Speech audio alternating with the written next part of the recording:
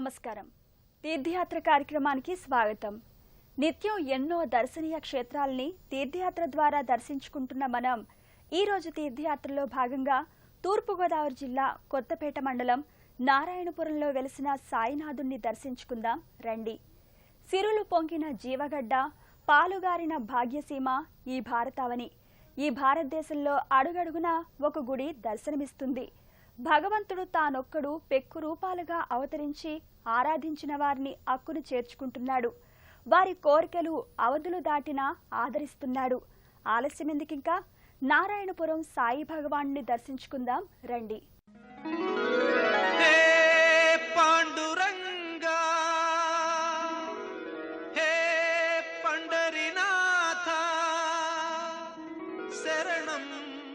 పట్టణాల్లో గుళ్ళు, కాంక్రీటు కీకారణ్యంలో భవనాలతో కలిసి సాయి కనువిందు చేస్తే, గ్రామాల్లోని ఆలయాలు సద్భక్తుల హృదయాలను ప్రతీకలై నిర్మలంగా ఎత్తైన శిఖరాలతో శోభాయమానంగా పచ్చని పైరుల మధ్య పరిడవిల్లి ఆహ్లాదాన్ని కలుగజేస్తాయి. అలాంటిదే ఈ నారాయణపురంలోని సాయినాథుడి ఆలయం. ఓర్పు, గురువు పట్ల గురి, శ్రద్ధ ఉన్నవాళ్లే సాయికి దగ్గరవుతారు. అతడే సబ్కా మాలిక్ అని ప్రవచించిన సాయి. సదా నింబవృక్షస్య మూలాధివాసాత్ సుధాస్రావిణం తిక్తమప్యప్రియంతం తరుం కల్పవృక్షాధికం సాధయంతం.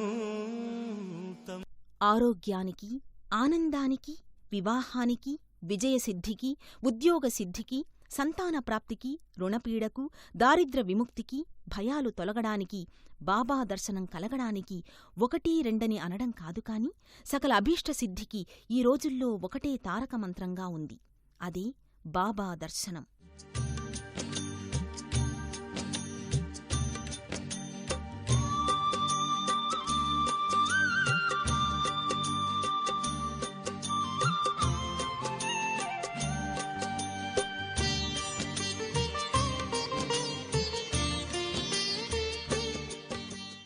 సంఖ్యానుగుణంగా పారాయణాలు చేసి, శక్తి కొలదీ నైవేద్యాలు సమర్పించి, హారతులిచ్చి ఆ సద్గురుని లీలామృతాన్ని ఆస్వాదిస్తుంటారు భక్తులు. ఆ సాయీసుడే అన్నట్లుగా విశ్వమంతా నేనుండగా భయమేల నీకు అన్న భరోసా, దిలాసా భక్తులది.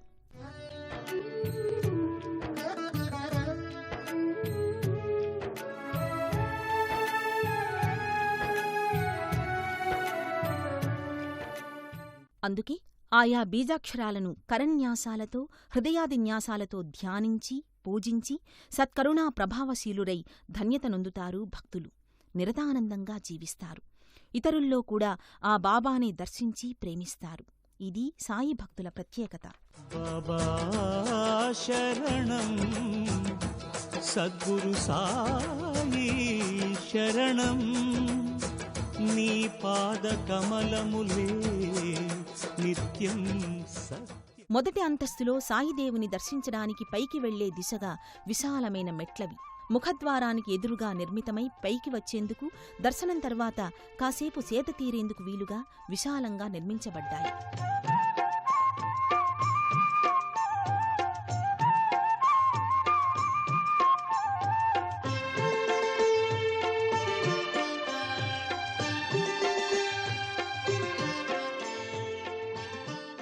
అలనాడు లక్ష్మణుడి ప్రాణాలు కాపాడేందుకు సంజీవని కోసమై వెళ్లి మొత్తంగా పర్వతాన్ని పెకిలించుకుని వచ్చిన భంగిమలో ఆంజనేయస్వామివారు దర్శనమిస్తారు.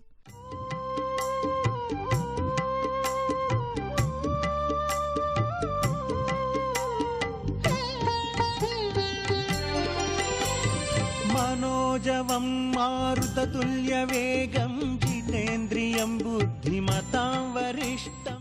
క్షేత్రపాలకుడిగానే కాదు, భక్తవరదుడిగా పేరొంది సాయి దర్శనం కాకమునిపే ప్రసాదంగా సంజీవనిని పంచుతున్నాడా అన్నట్లుగా శతాయుష్కులుగా జీవించమని ఆశీర్వదిస్తున్నట్లుగా తలపిస్తూ మురిపిస్తున్నాడు.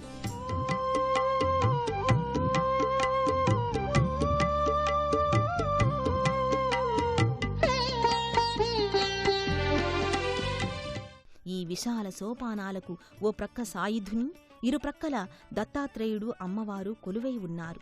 త్రిమూర్తుల అంశాల శైలి ప్రత్యేకంగా ఉంటుంది. అలాగే ఉత్తరాదిన శిఖర నిర్మాణం వైవిధ్యంగా ఉంటుంది. సాయినాథుడి ఆలయ గోపురాలు ఉత్తరాది శైలిలో ఉండి మనకు ఆ శైలిని పరిచయం చేస్తాయి. ఆ శిఖర దర్శనం, ధ్వజస్తంభ దర్శనం చేద్దాం.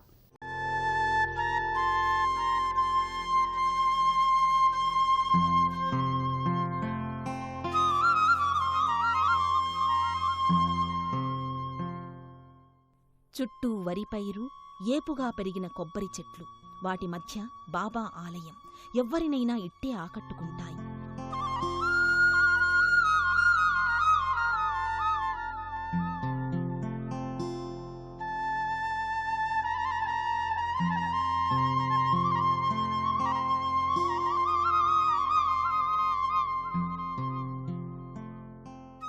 అల్లంత దూరం నుండే ఆలయ గోపురం గోచరించి భక్తులను ఆకర్షిస్తుంది. ఉత్తరాది శైలిని నిర్మింపబడిన ఈ గోపుర శిఖరం సప్తవర్ణాల కలయికగా ఉంటుంది.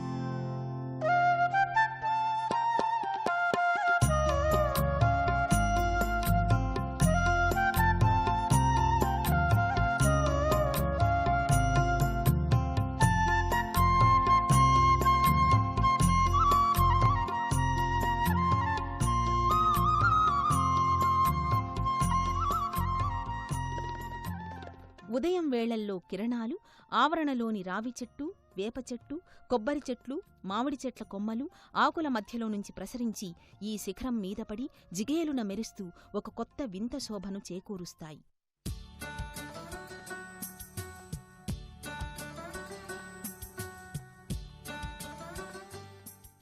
అవే కిరణాలు ధ్వజస్తంభాన్ని తాకి పులకించిపోతాయి. అక్కడి నుండి కిందకు ఉరికి నందికొమ్ము సందుల్లో నుండి సాయిని దర్శించి పునీతమవుతాయి. శిఖర దర్శనమే సర్వపాపహరణం. సాయి స్మరణం శరణం ముక్తిదాయకం.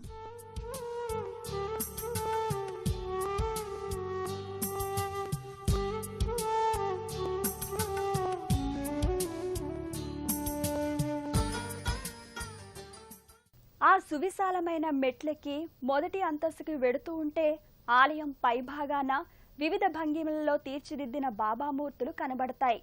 సులభమైన రీతిలో తత్వబోధ చేసిన సాయి చరిత కళ్లకు కట్టినట్టు కనబడుతుంది.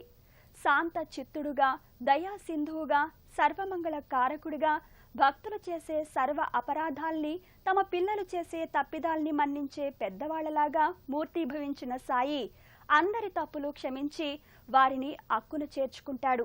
అందుకే సాయి శరణాగత రక్షకుడని పేరుగాంచాడు. ఆ సాయి తానెప్పుడూ తన నోటితో తాను భగవంతుణ్ణి అని చెప్పలేదు, దైవ సేవకుణ్ణి అని మాత్రమే చెప్పారు. ఎల్లవేళలా అల్లా మాలిక్, దైవమే సర్వాధికారి అని బోధించాడు. కాని నిజభక్తులు దైవాన్ని తప్పకుండా గుర్తిస్తారు. అందుకే బాబాలో సర్వదేవతా స్వరూపాలను చూశారు.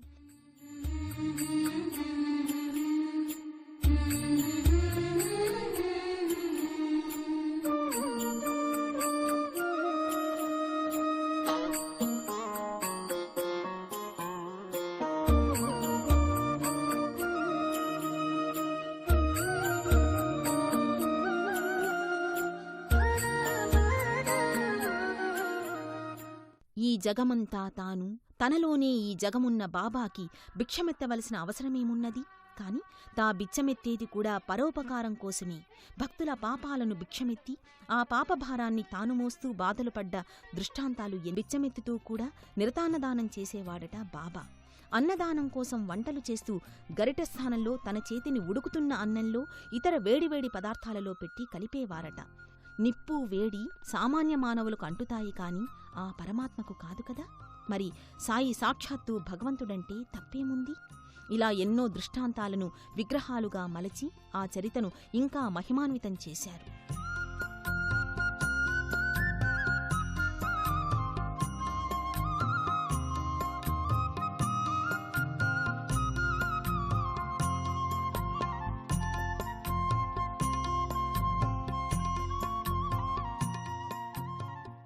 మందిరం ముఖద్వారంలో నుండి లోపలికి అడుగేయగానే అల్లంత దూరాన్ని ఉండే సాయి ప్రశాంత చిత్తుడై చిరునవ్వుతో మనల్ని పలకరించి క్షేమ సమాచారాలు అడుగుతున్నట్లుగా అనుభూతి కలుగుతుంది. శ్వేత వర్ణమయమైన పాలరాతి విగ్రహం అయినా సజీవంగా ఉండి సాయి ఆసీనుడై ఉండి మన కోసమే వేచి ఉన్నట్లుగా అనిపిస్తుంది. మరి ఆ సాయి భగవాన్ని దర్శిద్దాం రండి. బాబాకు పర్వదినాలలో ప్రత్యేకంగా అభిషేకాలు జరుగుతాయి.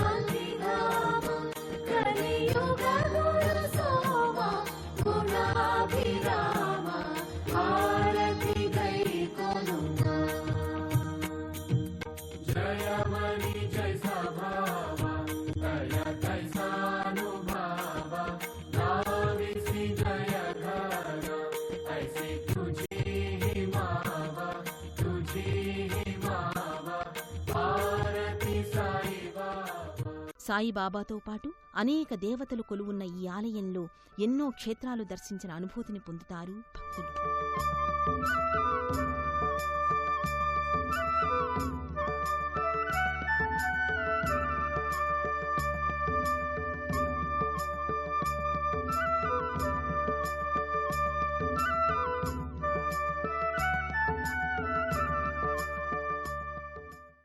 చేతులారంగ శివుని పూజింపడేని అనే పద్యాన్ని చేతులారంగా సాయిని అభిషేకింపడేని అని పాడాలనిపిస్తుంది. ఈ మందిరంలో సాయికి జరిగే అభిషేకాది పూజలు చూస్తుంటే ఎవరికైనా భక్తులు స్వయంగా తమ స్వహస్తాలతో సాయిని అభిషేకించే ఆ మనోహర దృశ్యాన్ని వీక్షిద్దాం రండి. జగద్వ్యాపకం నిర్మలం నిర్గుణత్వాం నమామీశ్వరం సద్గురుం సాయినాథం అని ధ్యానంతో మొదలుడి ఆవాహనం చేసి ఆసనమిచ్చి అర్ఘ్యపాద్య ఆచమనాలు గావించి శుద్ధోదకంతోనే కాక పాలు, పెరుగు, తేనె, నెయ్యి, పంచదారలనే పంచామృతాలతో అభిషేకించే ఆ దృశ్యం మన మనోఫలకంపై చెరగని ముద్ర వేసుకుంటుంది.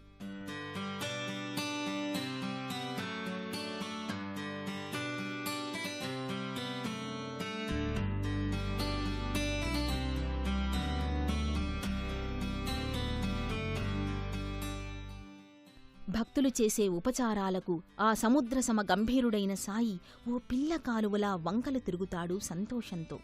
ఆ లీలామానుష విగ్రహధారి శరణాగత వత్సలుడై లోకబాంధవుడై భక్తమానస వాసుడవుతాడనడంలో సందేహమెంతమాత్రమూ లేదు.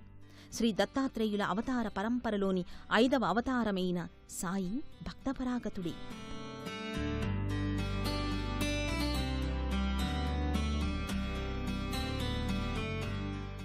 ఈ మందిరంలో ప్రవేశద్వారానికి ఇరువైపులా గణపతి, లక్ష్మీ అమ్మవారు చిత్రాలు గోడపై చిత్రించి ఉంటాయి.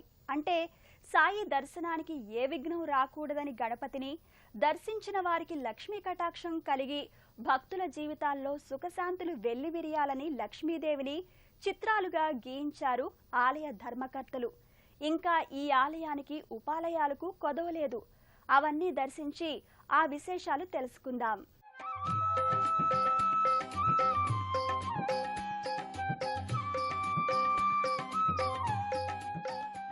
ఎన్ని క్షేత్రాలు దర్శిస్తే, ఎన్ని నదుల్లో మునిగి తేలితే జన్మ జన్మాంతర పాపాలు పటాపంచలైపోతాయో తెలియదు కాని నారాయణపురంలోని ఈ సాయి క్షేత్రాన్ని దర్శిస్తే మాత్రం ఎన్నో క్షేత్రాలు సందర్శించిన ఫలితం దక్కుతుంది.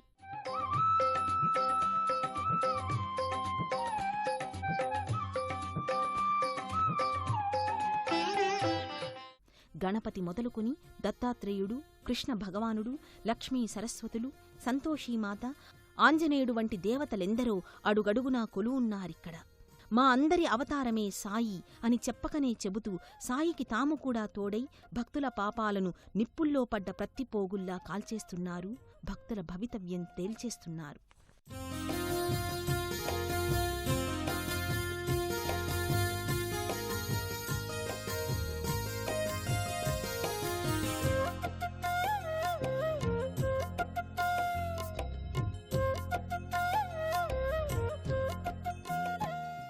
సాయి ఎదురుగా నంది సాయికేసి చూస్తూ సామాన్య భక్తుడిలాగే నిరంతరం ఆ సాయి నిండు విగ్రహాన్ని కన్నుల్లో నింపుకొని ఆయన మహిమలు భక్తుల నోట వింటూ తలాడిస్తూ పులకరిస్తుంటాడు.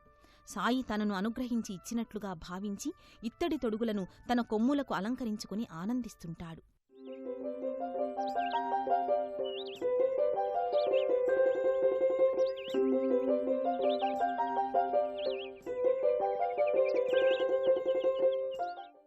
భక్తులు ఈ క్షేత్రంలో తమ సంతానానికి అక్షరాభ్యాసాలు చేయిస్తూ ఉంటారు.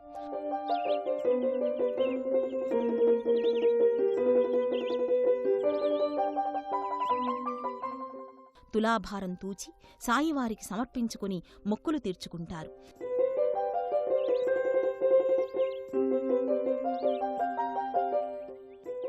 రకరకాల నైవేద్యాలు బాబాకు నివేదిస్తారు. ధర్మకర్తలు అన్నదానాలు చేస్తారు.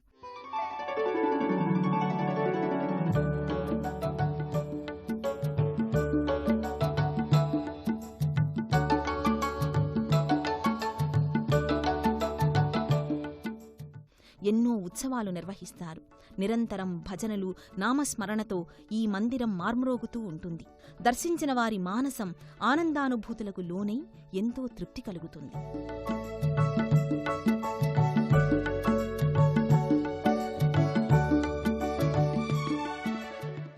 ఈ మందిర ప్రవేశమే సర్వదుఃఖ పరిహారము.